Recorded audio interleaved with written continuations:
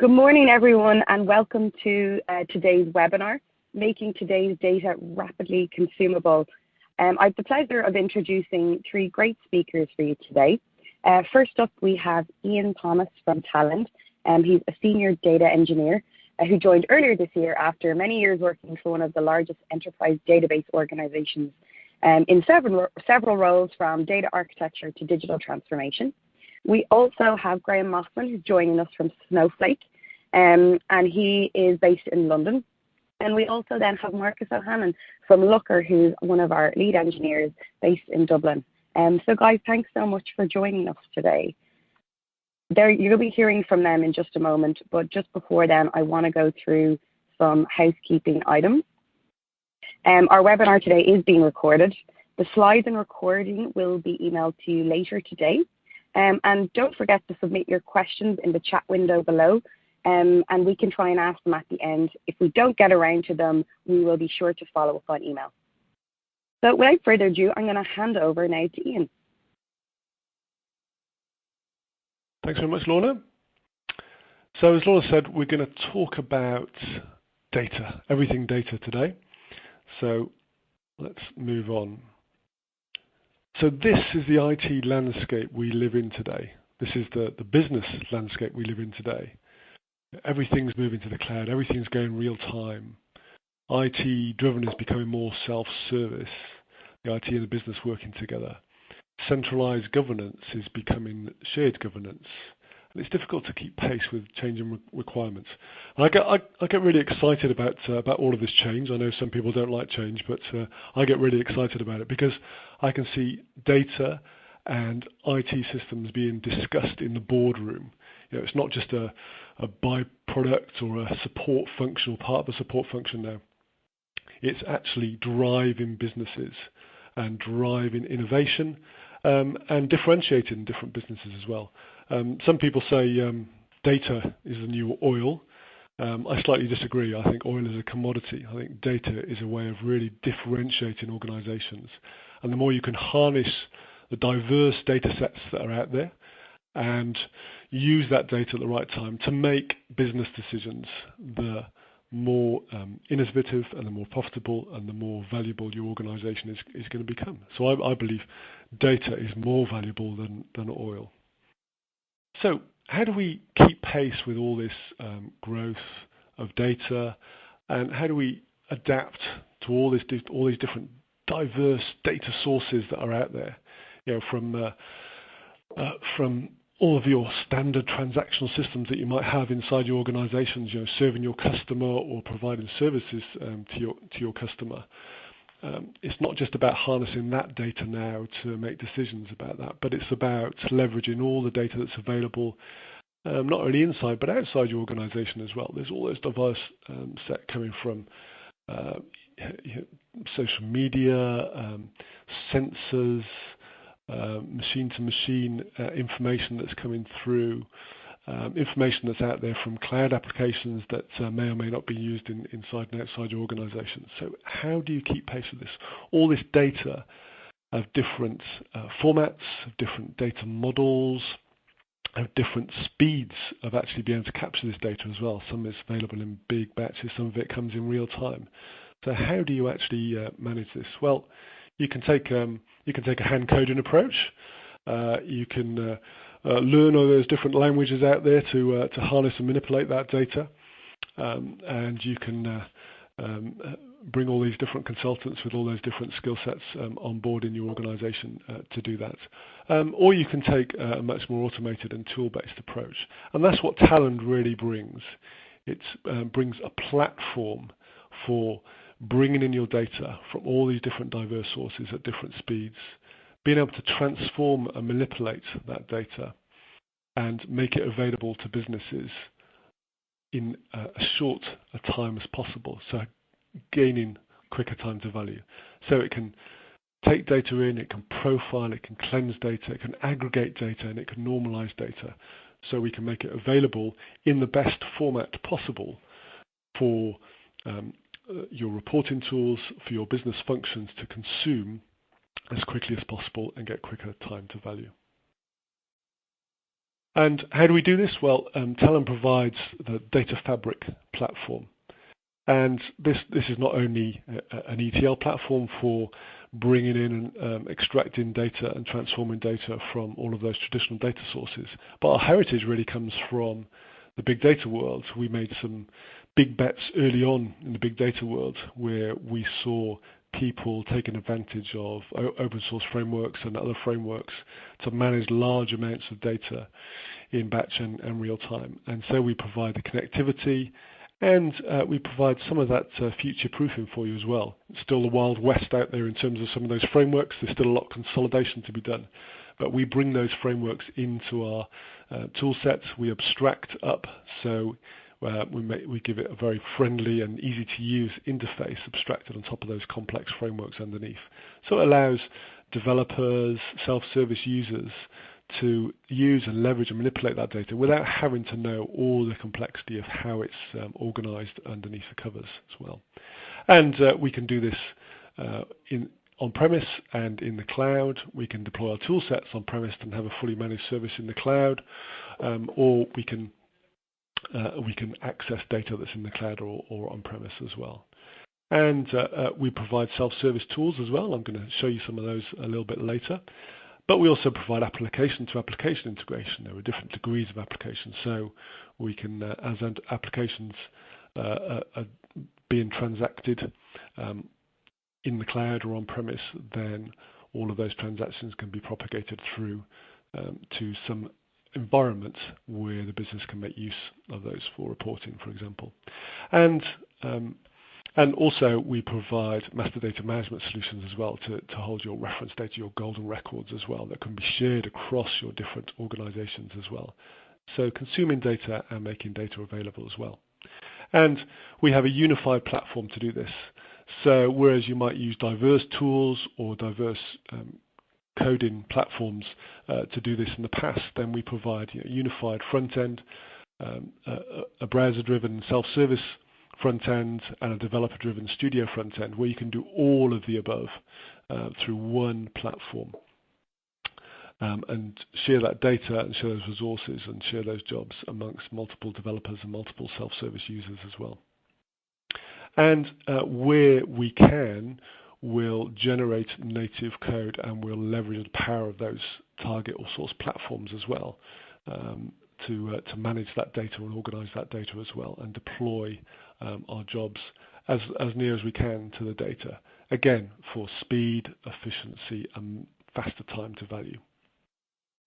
And our foundation is open source. We have an open source foundation, and we call it open core. So we have a core foundation that's open source, and then we provide enterprise features for enterprise customers to take advantage of all of those frameworks above. So we can leverage the data from all those different diverse sources and many more on the left, and make it available in as optimized way as possible to those providers on the right. And some of those we're going to look at today. We're going to look at our tight integration with Snowflake and Looker today to show how we can get that data as quickly and as efficiently as possible and provide your organizations with faster time to value. So without further ado, I'll just hand over to Graham to talk about Snowflake, and we'll demonstrate then after we've all spoken. Thanks. Graham. Okay, thank you very much. Yeah, Snowflake is the database in the heart of this overall solution we're going to look at today. We have Talend bringing in the data, and we have Looker consuming that data, but in between there is an engine that you would maybe not see otherwise, that is going to be able to deal with large amounts of data and many concurrent sessions running at the same time. You can be running your Talend data into the database at the same time as you're hammering it with queries from Looker. So I'm going to talk about our data warehouse. So it's been built 100% for cloud. We don't have a on-premise version. We take advantage of, in our architecture, of all the best features of cloud. It is a managed service, and it is a complete SQL database. It behaves just like any other SQL database you may have used in the past. And because it's SQL, it speaks to tools of ETL or business intelligence extremely well. Because it's a service, we kind of promise zero management. The management of the platform, upgrades, backups, etc., are taken care of inside our service. All of your data, behind the scenes, our data is stored on Amazon S3 storage, which is unlimited, and you don't need to plan in advance for a particular amount of data in your database. You can just bring it, and we'll be able to cope with it. And equally, the other kind, that's the volume side of the 4 Vs. Variety we take care of because we directly work with semi-structured data formats. There's no need to flatten out a JSON file, for example, into a relational format before you bring it into Snowflake. We can directly work with JSON files from SQL as part of our solution. And all of your users, I'm going to show the way in which you can cope with a unlimited number of users and applications running at the same time against your data. And all of the talk is about how big we can scale. You don't always use your solution at the same level, 24/7, 365 days a year. There are times when they are quieter, and there are crazy times when you need real power on your system. We have the flexibility to scale up and scale down in a very few seconds, and where you only pay for what you use. So as well as being a very powerful system, it can also be very economical. So that's the major selling points of our database. Just to save time, I've built this slide to the climax. What it demonstrates is that we have our data stored in one place, like I say, on Amazon S3 storage, and it can be semi-structured format. And using that data, what we call virtual warehouses, which are clusters of compute resource from Amazon as well. And you set up one of these for each kind of activity you want to run. So, for example, if you want to use Talend, and I strongly recommend you do, you can use that to bring in data at the same time as you're querying the data from Looker or using our Spark connector or Python, etc. We have a wide range of connectors that we work with. So the upshot here is that we can deal with an unlimited amount of data and an unlimited amount of users, and that is extremely hard to demonstrate on a call like this. You'll be able to see the front end of Talend, and you'll be able to see the very clear dashboards you get with Looker. But just remember that behind the scenes is a super engine in the cloud that is dealing with all of that data. Our customers love this product. The three main things they get from it: the staggering performance, which can be as fast as you like by adding more resource. But even at a lower level, you get excellent performance. The concurrency that you get from this unique architecture, where we separate the storage from the computation, and you can have as many pools of compute resource working with the common data as you need. And the simplicity. The previous diagram maybe looked a bit complicated, but that's something we deal with behind the scenes. All you have to do is to create tables, fill them with data, and run queries against them. That is my product. I'm going to encourage you to find out more if you want to know more about our technology. But Otherwise, I'm going to pass on to Looker to show how you can present that raw data in some kind of style. Great, thanks for that, Graham. So my name is Marcus, and I work here at Looker. And before I jump in to talk about Looker and how we're a modern BI platform and how we kind of approach things a little differently, I first kind of want to talk about why you should even kind of consider a modern BI platform. And the two answers are kind of there in front of us, I suppose. Firstly, we need to leverage today's technology. We've heard from two great products, Talend and Snowflake, and they're very modern. They're very new to the market. So we want to be sure that whatever BI tool we select integrates perfectly with those solutions. And the second point is also we're all on a quest for self-service on the data, and we want to push data from that Snowflake database out to as many people as possible, but in a way that ensures governance. So they're kind of the key pillars that I want to talk about today. So in terms of why Looker, let's start with kind of a traditional BI approach. Well, this approach right here is where maybe the new school meets kind of the traditional approach. On the left hand, we have Talend doing all its magic, connecting to multiple data sources and extracting and loading that data in very flexibly into a cloud data lake like Snowflake, which is definitely the correct approach, and it's something that Looker encourages. We love the idea of centralizing your data within a fast MPP database like Snowflake. But then on the right-hand side is kind of the traditional approach to business intelligence, and it's business intelligence managers, analysts extract that data from that Snowflake database. They extract it into data marts, into workbook analytics tools, and they transform that data, and then they cube it and they push it out to business users. And what we kind of think is that that's almost a duplication of the work that Talend is doing. Also, those business users who are then connecting to those workbook and data mart tools, they're not connecting to that raw, rich information coming from Snowflake. They're restricted by the data that's confined in those data marts and those workbook tools. We'd love to be able to, connect those business users directly to the database so they can ask all the questions of all of that rich data that lives in Snowflake.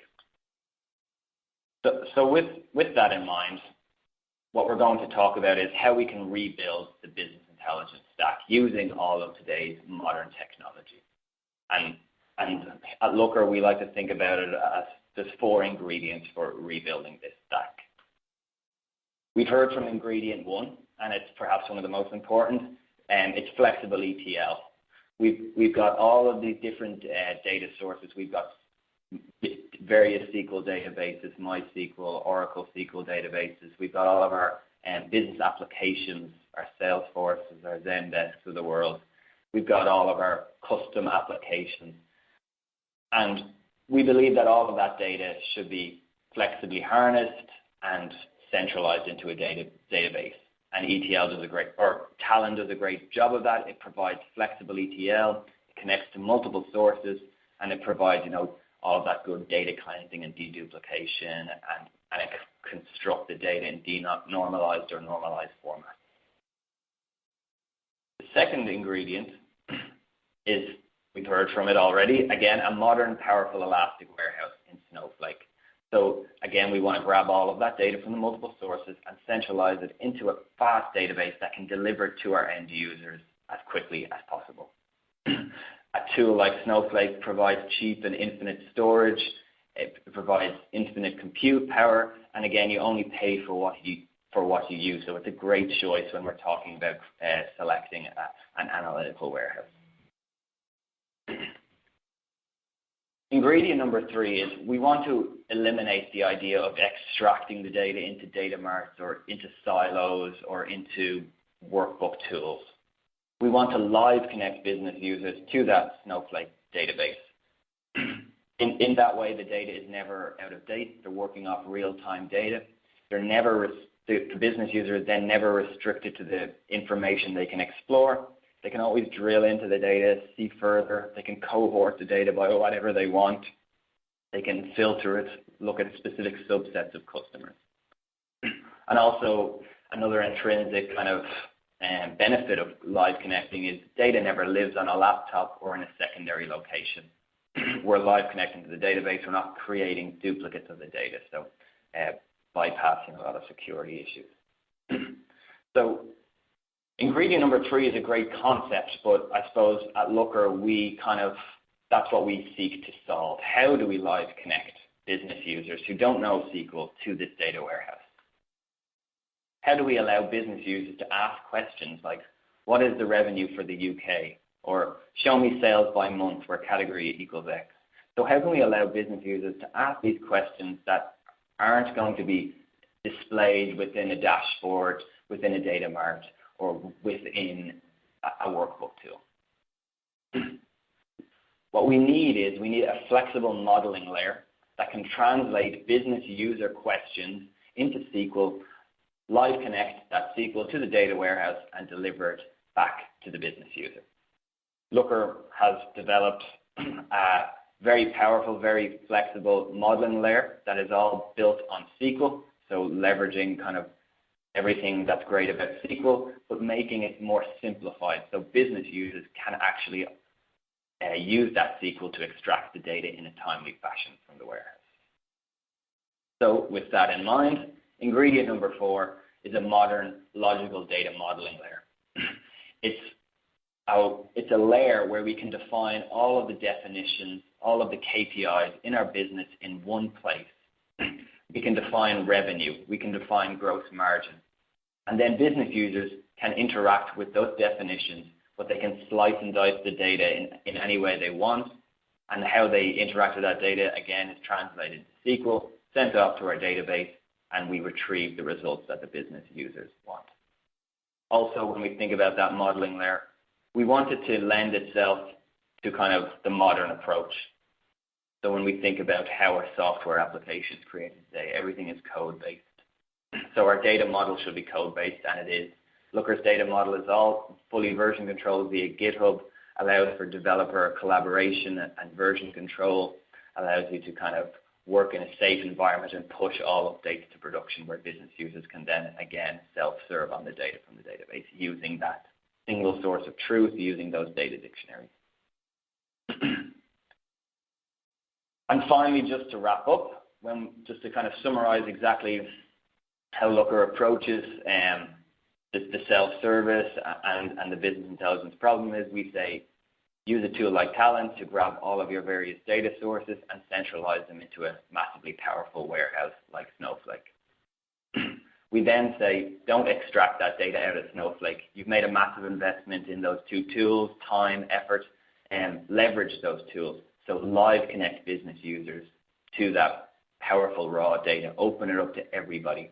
You open it up to everybody through a logical modeling layer known as LookML, which, like I said, is version controlled and can connect directly to your database, can provide powerful user management, and can scale as your data needs grow effectively.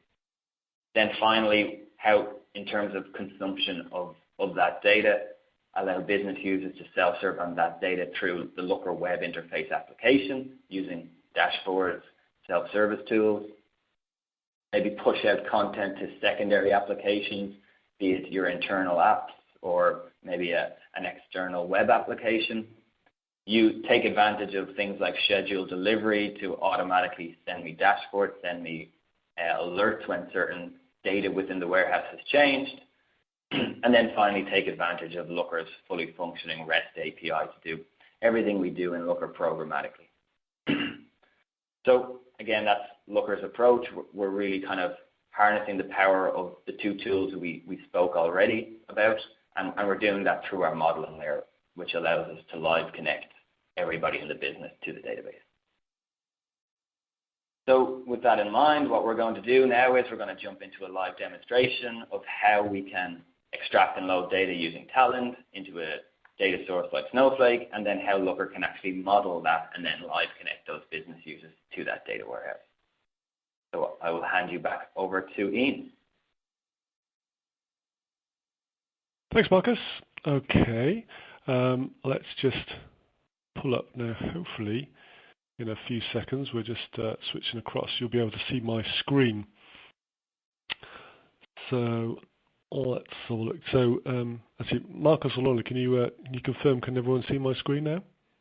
It should say Talend data preparation.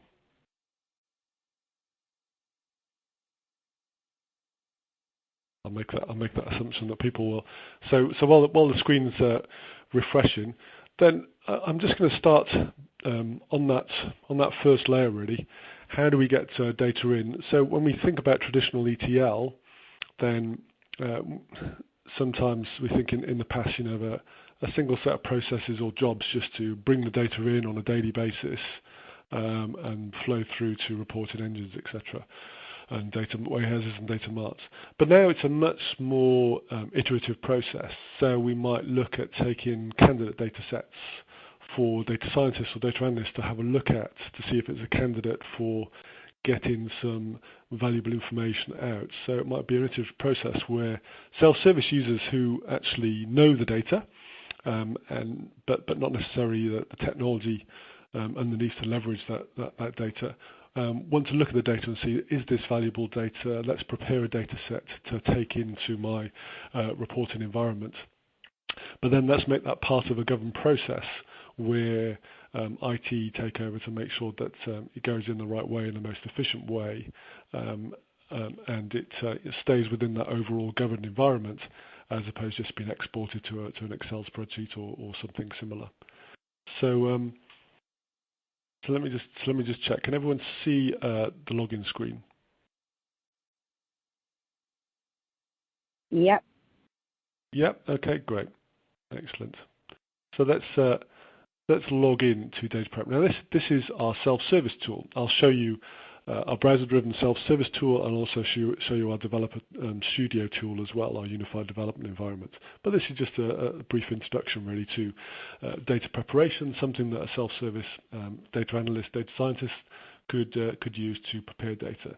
So we've got into a very simple browser-based interface, and today I'm Jennifer. And Jennifer Brown, and I'm a data analyst, and I'm looking at some candidate data sets. So you can see we've got three options down the left-hand side: preparations, data sets, and semantic types. Let's just very quickly cover off the semantic types.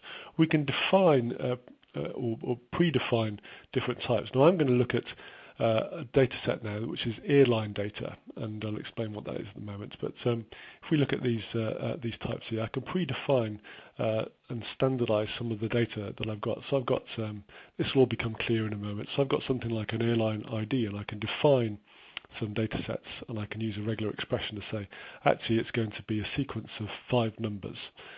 So when it pulls in the data set and it sees that kind of sequence, it might attach that and say, actually, I think this is an airline ID, not just a set of numbers. And we'll look at that in a moment. The other area is preparations and data sets. Let's start with data sets. So let's just cancel that. Sorry, I can't see part of my screen, but that's okay. So data sets, we can add a data set in. So this is where we might take a sample data set. Now in this case, I can take it from a local file. If I've got enough permissions, I can take it straight from a database, so I could connect directly to a database. We don't always want self-service users who don't know about databases to do that, but I can pull up stuff from file, or actually from a Talend job. So I can have data that's pushed into here, or I can kick off a job to go and get me some data. Again, part of this governed process. So in this case, let's take a file. So I'm going to take an Excel spreadsheet here, and I'm going to upload this spreadsheet into the data preparation repository, and we can just do a very quick bit of analysis as part of the demonstration. So we can see we get an Excel-like view. That's what lots of end users love. and it brings in the data. So if we look at actually what that data looks like in Excel, then this is all kinds of airline data. So it's got data about flights, where the origin airport was, where the origin city was, and where the destination was, and the flight time, so we can analyze if there are any delays at all. And that's the sort of information we're just looking at, just some sample data just to work on. So I pull this data in here. Now you can see this mysterious airline ID I was talking about here. It's found some data with a sequence of, it's 5 numbers, and it say, well, this because I've got this semantic type defined, then it's said that's probably an airline ID. But if we just want it as text or an integer or a decimal, etc., then we can set it to that. But it says, well, actually, it's 99.8% of this data conforms to this type that I predefined. So in this way, you can start to standardize data and see if there's any divergence. And from this little orange button here, I can say, well, there are actually the 3 invalid rows. So let me just select those rows, and you can see these don't actually conform. Now, if I was looking at this first one, actually, compared to the rest of the data, there's just a little erroneous character in there, so I can just change that manually. And now we should just have 2 invalid rows coming back. And do you know what? I'm just going to be very ruthless with this data set, because there's lots of data. I'm just going to delete these. When the data's bad, I'm just going to delete these. But you might apply some kind of data quality process to these. But in this case, I'm just deleting the rows. And you can see over on the left-hand side now, we're starting to build what we call a recipe. So everything that we apply to the data, it defines as a recipe over on the left-hand side. And this recipe can be applied to a full data set. Now, I've just taken in a sample of rows over here, just sort of 1,500 rows or so. But there's a full data set here with 500,000 rows. So I might just play with the sample data set, apply some data quality functions to my recipe, and then actually put this back into IT to apply the same on the full data set. So for example, we can sort out some of those anomalies. There's some data anomalies over here as well. So there's some invalid dates. So again, the 32nd of the 10th, I don't think that's so. Again, I'm going to be very ruthless and get rid of this data here, making sure that I've got some clean data. Again, I don't have to be a skilled IT user to be able to do this. I can just do this with the tool. But I know what the data looks like. I actually might want to do something a little bit more clever. Well, actually, I want to split this out here, because I know it's got an origin city here. This is US airline data, and it's got a state name. So actually, I might just want to granularize this data a little bit more. I can look down here and see the sorts of patterns of data I've got over here. But I might want to split this out. So I can say, well, let's find a function over on the right-hand side here. Let's split the text in parts. I'm going to split it into 2 parts. I'm going to split it into the city name and the state code. So in this case, I can see there's a comma between them, so I'll use that. If I just hover over the submit button over here, I can see preview what it looks like before I actually commit to it. So it's going to add 2 new columns, and it's going to split out that name, that column. So I'm happy with that. So I'm going to split out that information. So you can see we're starting to expand our recipe over on the left-hand side here with some more sophisticated functions. And now I've got that split out, I can actually delete that column itself. So you can start to see we can do some fairly easy functions over here. I can see I've got some trailing spaces here, or some leading spaces here. So I might actually want to trim this data as well. So remove white space from this column as well.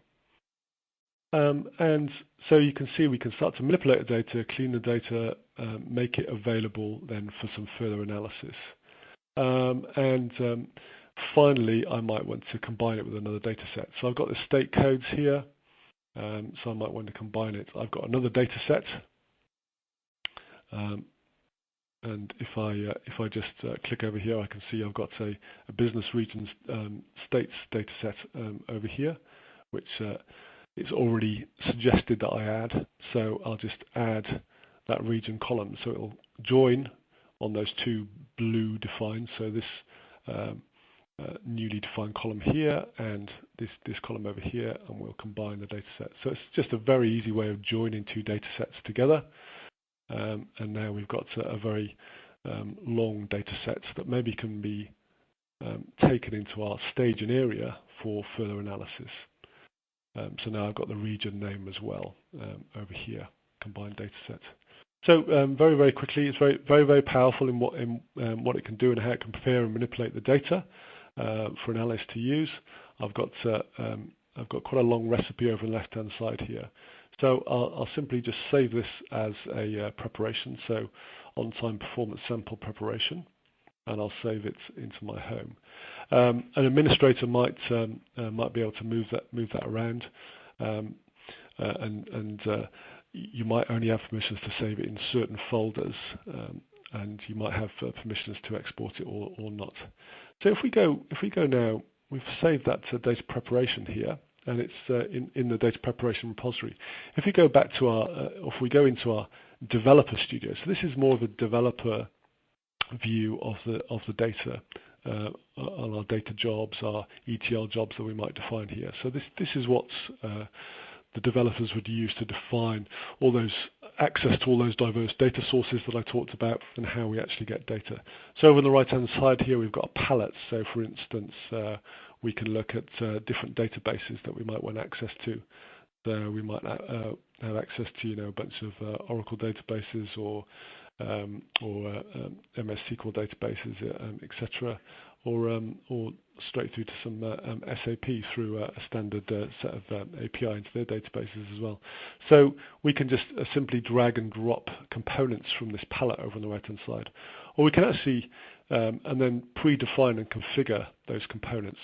Or actually, if we just drop down into metadata here, then we can predefine and pre-configure some of those components here. So for instance, if we've got some if I find a component over here, I'll find our Snowflake components, because that's what we're going to do next. Then you can see we've got a bunch of Snowflake components, so we can define inputs and outputs, send data to, get data from Snowflake. But over here, I've used that component and predefined some connections. For example, I've predefined and pulled down all the metadata about particular sets of tables we got up in our Snowflake data warehouse. So we've got a simple star schema where we've got a fact table and many dimension tables for reporting, which Marcus is going to show how he's visualized the data along in a minute. So for example, in this case, we've done our data prep, and we're going to point it at our data source, which in this case was just that Excel spreadsheet, but it's the full set of data, and we're going to run it through our recipe and send it up to Snowflake. We can choose our preparation that we've just defined, and we can do some mapping, and then we can send it to say a staging area for further processing. So if I just dump that over there, we can say we're going to send it out to Snowflake, and if I predefine my mapping coming from that data prep, then I can simply just set up a job. That's how easy it is to design jobs to get your data into Snowflake. And over here we've got other diverse data sources such as weather, for example. Now, if I want to define some weather data over here, then I can look at a JSON format, either JSON documents that are being exported, or we can connect directly to a streaming API from the Open Weather Map interface on the web and pull that data in on a regular basis or in near real time. And we simply just define the mapping over here between what the JSON looks like, and we want to flatten this data out to get it into the data warehouse. So we just define all those different mappings over here, and we can see what it actually looks like when we get that weather data in. So I just wanted to give you a very brief kind of overview of how you actually get different kinds of data from different diverse data sets. And finally, if we just if we go over here, now this is something a little bit more complex. This is where we set up jobs to actually take all of that dimensional data. We've done some aggregates, we've done some mapping from the full set of airline operational data, and we're going to take that dimensional data straight through to Snowflake, and then we're going to take that data all the way through to our fact data inside of Snowflake as well. And if we go back up to, just bear with me. If we go to what's Snowflake, this is the browser interface to Snowflake. So this is what the Snowflake interface looks like. Very, very simple, where you define warehouses, i.e. the compute side, how much compute you want, and then databases, and a very simple database interface. So this is where we define our fact airline data and how we want to get that data up there. So we define our tables, and we simply just connect to those tables. And you can see that we're streaming about 500,000 rows straight up to that fact airline table inside of Snowflake. And so when we go back to the fact airline, then we can see we're starting to fill up with 500,000 rows of data.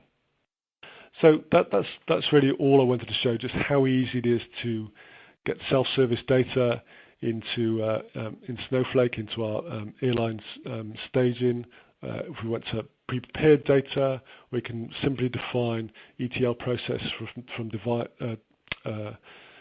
diverse data sources like JSON documents or streams.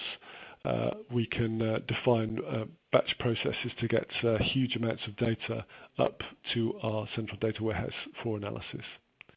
So without further ado, I'll show how we'd actually visualize this data for some business value. And before that, Graham, is there anything else you want to say about the Snowflake interface here? No, actually, I think you said it. I mean, it's a very simple interface. It really points out the separation of data from compute. I mean, you have your data side here in this tab, and if you just switch over to the warehouses tab, just on the next tab on the Snowflake, and that's where you define your computation resources. And you can make it as large or as small as you like, and because we've got two of them there, you can run your ETL jobs on one of them while you're running your query jobs on the other, so the two processes don't interfere with each other. So yeah, that's all I'd want to say at that point. Great. Let's just see if our 500,000 rows have got into our fact airline. Yep, so we've got our 500,000 rows have now gone straight up to warehouse, and it's ready now for analysis from Marcus. Marcus, do you want to take over and show how we can make some value out of this data now? Yeah, great. Thanks for that, Ian. So like Ian said, what I'm going to do is I'm going to live connect to Looker, and we're going to set up a nice data model that defines all of that great work that Ian has done, define what lives in this database, in this Snowflake database, and then we'll show how then business users can actually just start querying Snowflake directly and accessing all that nice data. I might just ask, can people see my screen? Okay. Yeah, I can see it now. Perfect. So we are in the Looker platform right now. Looker is a web-based application, so no need to download any desktop applications. Simply access it via the web. Looker works on your mobile, your tablet, anywhere you can get a browser, you can get Looker. And right now I'm in the Looker administration panel, and I have connected to a database, Talend Snowflake, that I've highlighted here. So what we're going to do is we're going to create the LookML model to define that. So I'm going to manage my LookML project. LookML is our data modeling language. Again, it's an abstraction of SQL. And I'm just going to go ahead and create a new project for all that data that Ian has brought into Snowflake. We'll call it airline data. I'm going to select my connection. I want to connect to that Talend Snowflake database. And I want Looker to build a view for every table. And as we'll find out during the course of this demo, a view is basically code for the tables in my database. So I'm just going to go ahead and create a project. And then what Looker is doing is it's going off to that Snowflake database, identifying all those tables that Ian kindly put in there for us using Talend. And it's then building up code to define every table. It's also going to try and seek to identify relationships in those tables. So basically, can we identify any join parameters? So depending on how well Ian has named his column names, Looker is going to predefine joins and allow business users to actually start extracting data from different tables and putting in the SQL joins where applicable. So let's jump in and see what Looker's done here. First thing, when Looker connects to that database, it's got, like I said, it'll identify all the tables.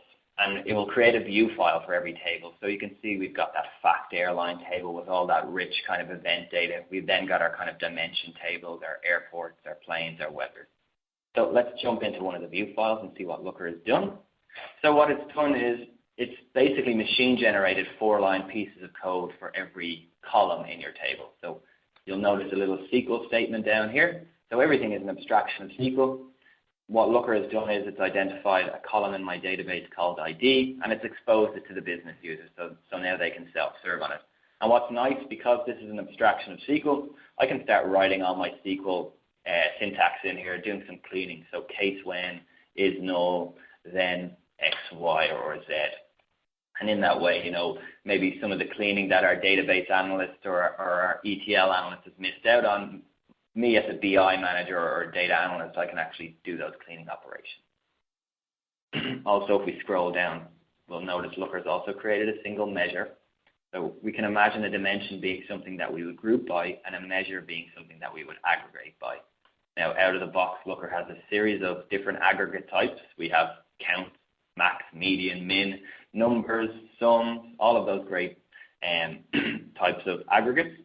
And this one is a count, which is ultimately a count star. You can use Looker's kind of predefined aggregate types, or if you're more comfortable writing your SQL, you can, of course, just write sum and then input whatever kind of variable you want in there. So let's sum ID, which probably wouldn't make much sense, but you get the picture. So in this way, we can define our logic, define kind of what lives in those tables.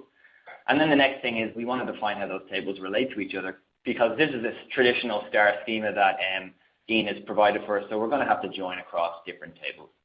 And we define how all those tables relate to each other in our model file. So I'm going to jump in here, and you'll notice Looker has created what we call an explore. An explore is basically a point where anybody can start querying Snowflake. Generally, it starts with your most granular table, so we notice our explore starts with the fact airline.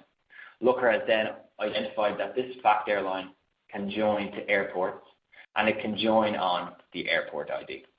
It also notices that it joins carriers, and it joins on the carrier ID.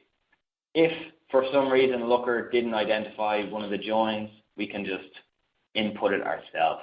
So join, like weather data, maybe eventually we'll add in some weather data, and it will be a left outer join. And we'll define that relationship, the SQL on. So maybe a day equals day one. Incorrect syntax, but you guys kind of get the picture.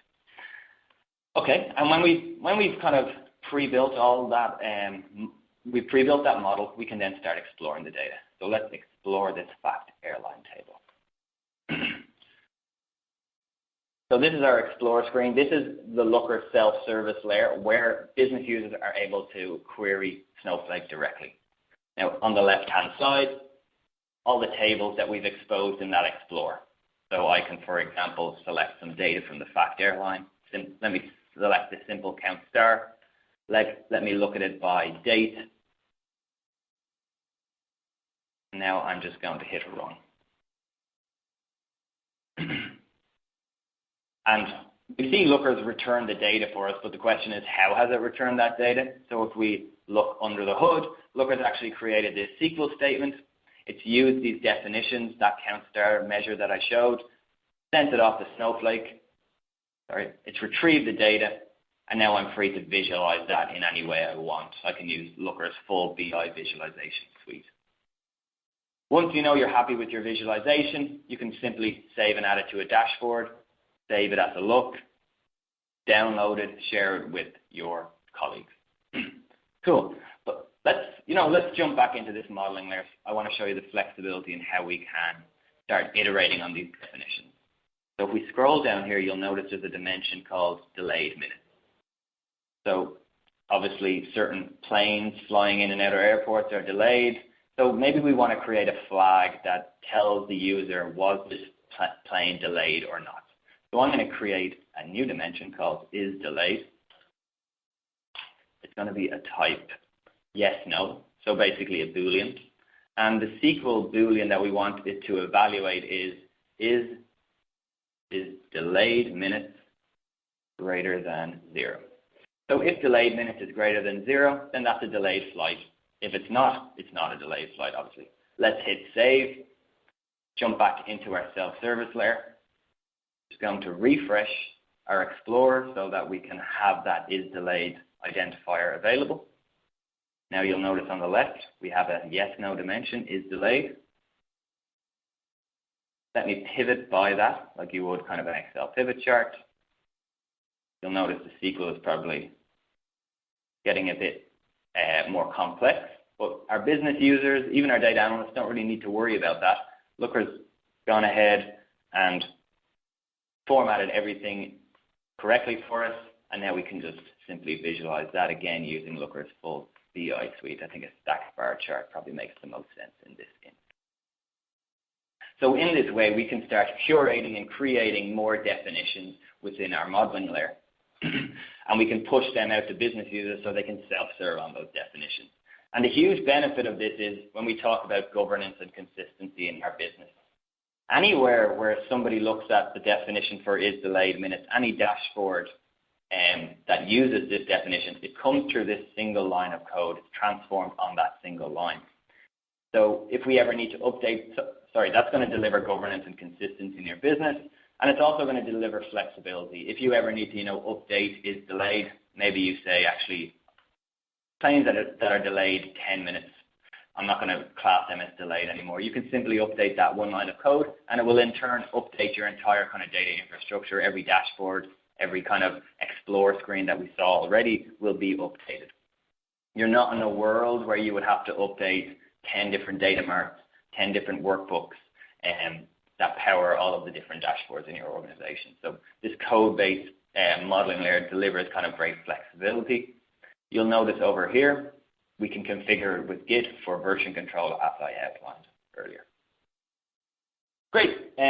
So that's kind of the modeling layer in action, and hopefully that paints a picture of how it kind of delivers that governance and delivers that self-service. What I want to jump into now is kind of a nice ready-made, pre-built example. So like here's something I prepared earlier kind of thing, and we're looking at kind of all of our airlines, all of our kind of airports, all of our carriers at a top line, and we're looking at kind of, we've already defined that modeling layer, and we can report on kind of complex transformations like delayed minutes, or total delayed flights, or just simple total flights, or the total airtime in hours within a specific time period. We can, of course, filter on any specific dimension we like. If we come over here and hit run, everything will be refreshed against that Snowflake database in real time. Very quickly, here we can see in this graph, Atlantis is the most popular airport in terms of flights.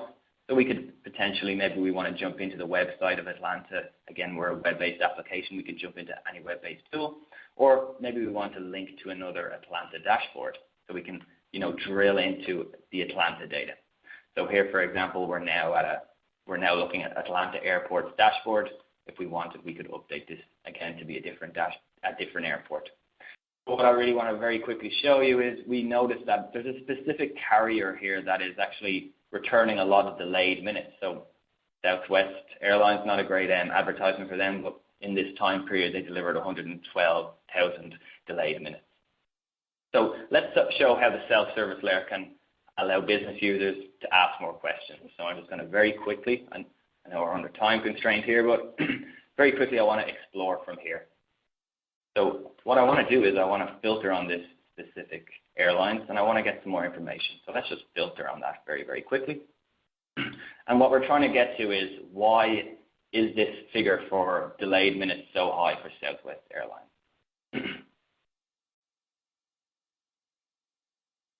Sorry, one second. We actually want to filter on Delta connections. Again, hit run. So we'll notice that their total delayed minutes is very high. So maybe we want to look at this split out by day. Maybe there's a specific day that delivered a lot of delayed minutes. Again, I'm going to bring in that date column and hit run. While that's running, again, Looker's writing all this SQL, allowing business users to slice and dice the data.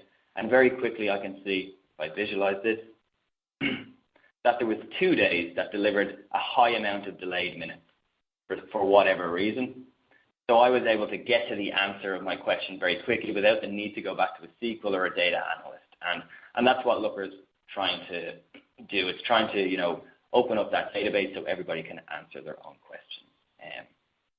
And without further ado, I'm going to pass you back to Lorna to wrap up and see if there's any more questions. Thanks, Marcus.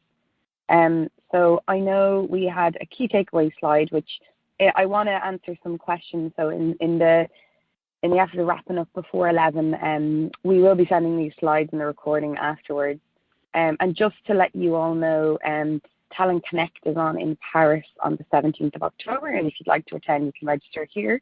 And also Snowflake and Looker and Talend are sponsoring the Snowflake Breakfast. So it's snowflakedataforbreakfast.com, and you can register for Paris, Berlin and Stockholm if you're in any of those areas for any more deep dives and hearing more from these data leaders. So I have some questions. I'm going to try and get through 1 or 2 in the next 3 minutes.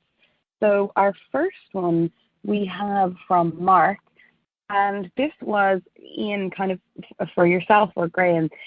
Does Talend cover all relevant data management processes for the Snowflake data warehouse? Okay, I was trying to answer some of these on the fly, but I'm not sure the interface is working that well. But yes, by all means, send that through if I don't answer it properly. But we can deliver data to and from Snowflake, or we can upload batch data in file format to S3 buckets that can be consumed by Snowflake. So all of the main processes that get data in and out of Snowflake, we can cover. Perfect. Yeah, I can send all of these questions that are coming through. There's a few here. And someone asked then, when would I need Snowflake compared to, for an example, a Redshift? Yeah, that's Great. one of my favorite questions. Really, when concurrency becomes a problem, when you're running large amounts of ETL and large amounts of dashboard sessions and maybe other activities on the system at the same time, that's when you need the kind of infinite flexibility of Snowflake and our ability to scale up and down really quickly. There are other cloud databases, and some of them are rather good, but we have this extra ability to scale to meet these kind of peaks in activity you get in every business. So that's how I'd answer that question. Thanks, Graham. And just finally, time for one last. So very simple one here through Marcus. What's the difference, or just a main difference between Tableau and Looker? Yeah, that's a very good question. I suppose Looker is all about connecting business users live to the database. So we say we operate in database, meaning we live connect and live query it, as opposed to extracting the data in memory. And also our flexible modeling layer. our modeling layer provides the ability to kind of self-serve at scale. It's all built on top of SQL, so data analysts and business intelligence managers love it. Yeah, so it comes down to being in database and having a really flexible data modeling layer. Okay, great. Guys, unfortunately, we've just run out of time. A lot of questions coming in, so I'll be sure to share them with the relevant people, and we will follow up on email with you guys. I just want to thank everyone for joining today. And as I said, the recording and the slides will be sent out to you later. Thanks again, and we hope to see you on another webinar.